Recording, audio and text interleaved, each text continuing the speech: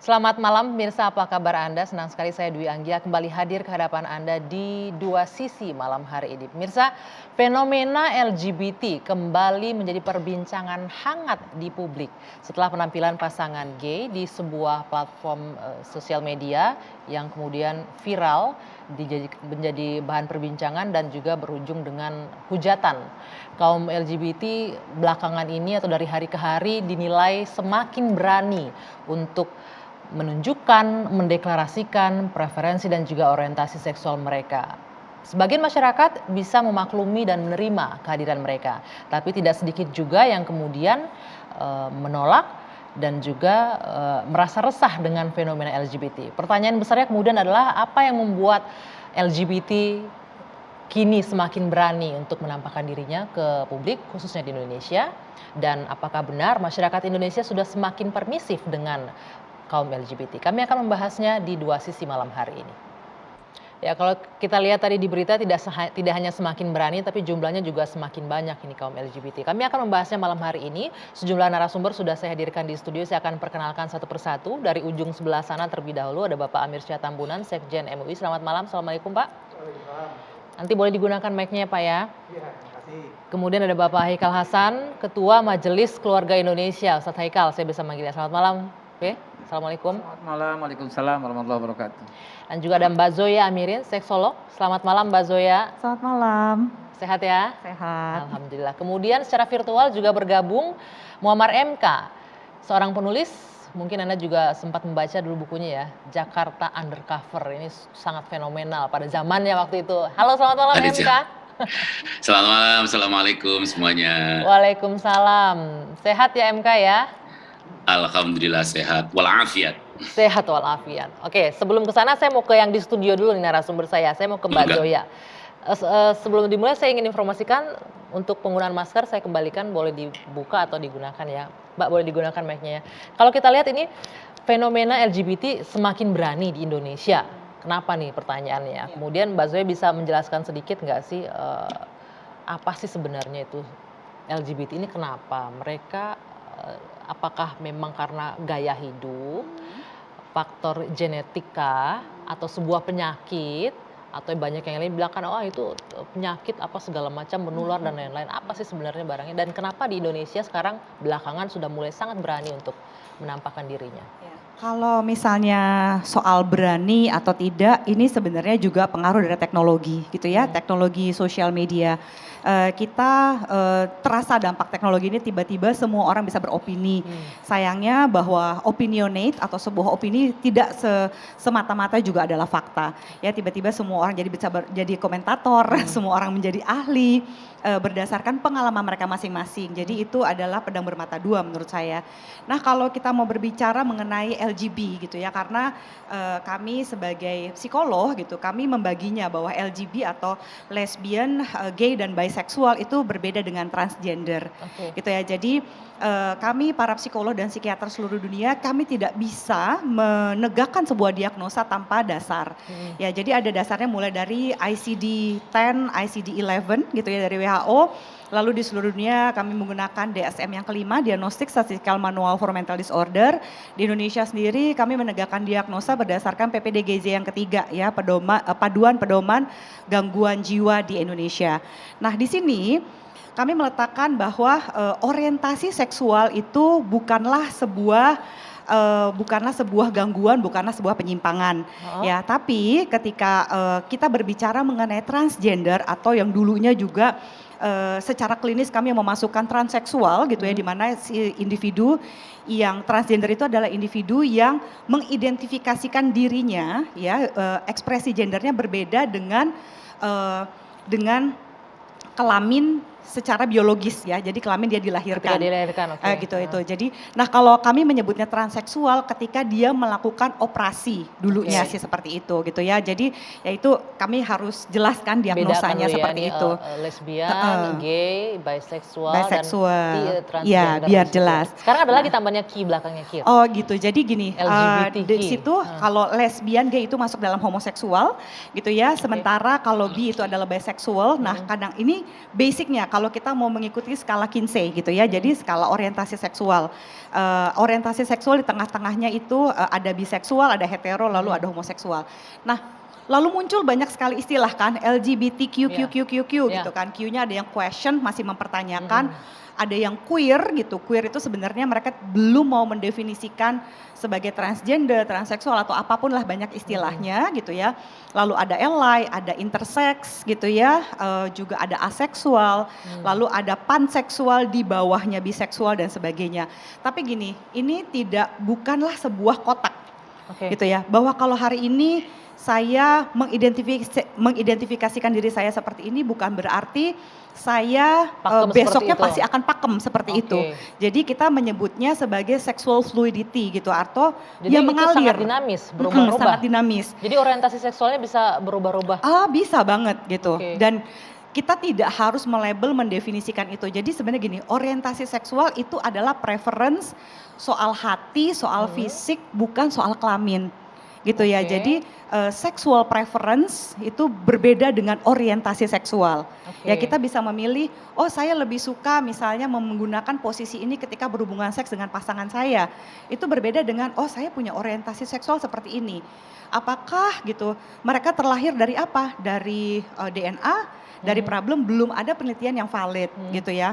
Karena masih ada banyak faktor, artinya valid berarti kalau valid satu berarti X menyebabkan Y gitu kan ya. Jadi orang bisa memilih orientasi seksual ini karena ini. Itu kita tidak bisa mengatakan seperti itu. Makanya kita mengatakannya sebagai gender fluidity. Kalau misalnya kita ambil salah satu contoh nih ya untuk kasus gay atau lesbian, penyebabnya mereka memiliki orientasi seksual seperti itu apa? Orientasi seksual ada banyak faktor. Maksudnya dari awal mereka bisa misalnya jatuh cinta karena ini urusan hati juga ya. Awal-awalnya dia urusan hati gitu kan, ketertarikan hati dulu, romance, fisik, baru nanti ada yang lain-lainnya. Ada yang karena trauma juga, ada yang karena ini itu gitu ya, banyak faktornya. Makanya dulu saya ingat almarhum Profesor Sarlito Wirawan Sarwono pernah mendefinisikan khususnya di Indonesia ini sebagai penyimpangan normal. Penyimpangan karena ini adalah sebuah penyimpangan sosial. Sekali lagi ini penyimpangan sosial, bukan penyimpangan klinis atau psikologis. Kenapa? Karena dalam masyarakat ketika 9 dari 10 orang mengatakan kamu menyimpang, kamu minoritas, kamu berbeda, jadilah dia menyimpang. Tapi kami susah juga ya cara klinis. Bukan penyimpangan seksual kalau bukan, penyimpangan sosial. Karena secara sosial mereka minoritas. Jadi segala sesuatu yang minoritas memang menyimpang, tanda kutip. Tapi faktanya bahwa preferensi seksualnya berbeda dari orang-orang. Kita menyebutnya kebanyakan ya. Susah kalau memilih kata normal dan tidak normal gitu ya. Kebanyakan misalnya ini berbeda itu kan artinya memang orientasi seksualnya berbeda. Orientasi seksual yang berbeda menurut kami kan secara klinis, tapi penyimpangannya adalah penyimpangan sosial bukan penyimpangan klinis. Kenapa? Karena secara sosial ketika saya berbeda gitu dengan kebanyakan orang, jadilah saya menyimpang. Tapi kalau kita masuk ke ranah klinis dan psikologis, ya saya tidak bisa mendiagnosa itu sebagai sebuah penyimpangan. Tadi Anda menyebutkan di awal di Indonesia kita menggunakan pedoman gangguan PPDGJ yang ketiga. Artinya ada gangguan jiwa di situ. Gangguan jiwanya terjadi karena gini, misalnya saya memilih untuk menjadi seorang biseksual gitu ya, atau misalnya minoritas adalah homoseksual.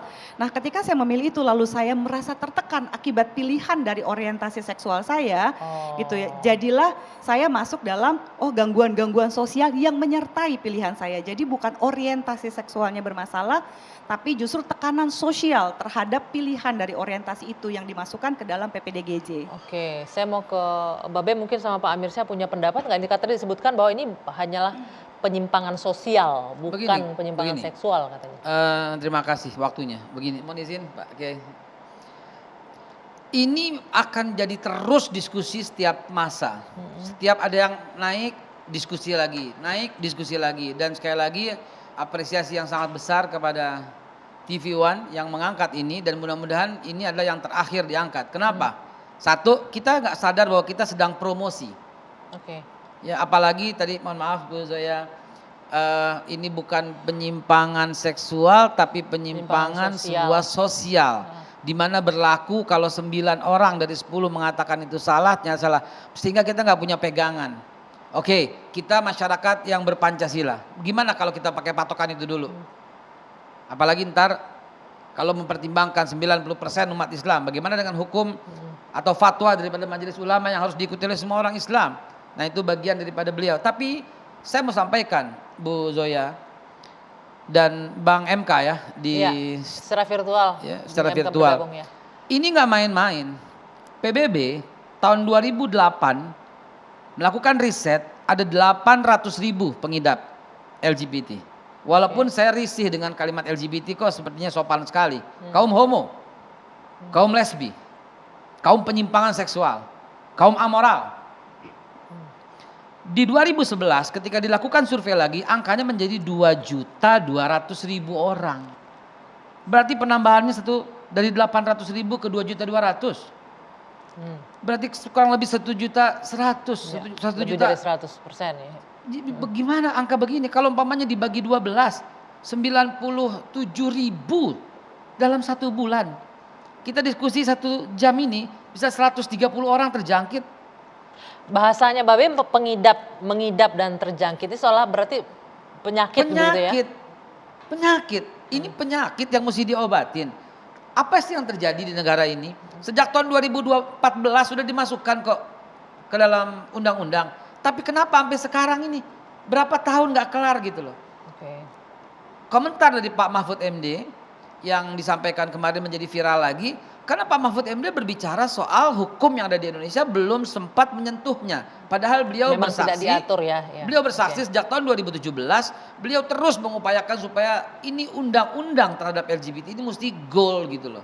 Nah sebelum ke sana saya ingin minta komentar Mbak Zoya tadi. Setuju Mbak Zoya kalau ini disebut sebagai penyakit karena menggunakan bahasa pengidap LGBT, terjangkit. Penyakit katanya tadi. Iya. Karena menular, mohon maaf sekali lagi. Karena menular. Betul, begitu menular. Menular, saya jamin menular, silakan. Orang pakar. Kalau gini, saya secara klinis saya tidak bisa menyebut ini sebuah penyakit gitu ya. Karena misalnya gitu, saya menyebutnya sebuah penyakit gitu. Misalnya, bisakah saya misalnya, aduh saya nggak bisa kerja hari ini Mbak, saya lagi agak-agak lesbian gitu. Nggak bisa gitu. Jadi maksudnya kalau menyebut ini sebagai seperti sebuah penyakit flu yang menular gitu atau COVID gitu. Bukan gitu, karena seperti gini ya, misalnya apakah ketika, kalau penularan kita berbicara mengenai keterpaparan. Apakah ketika saya memiliki lingkungan yang lesbian semua, akankah saya menjadi lesbian? Berapa waktu lamanya gitu. Termasuk apakah yang menjadi lesbian, yang menjadi gay yaitu adalah kaum homoseksual ya.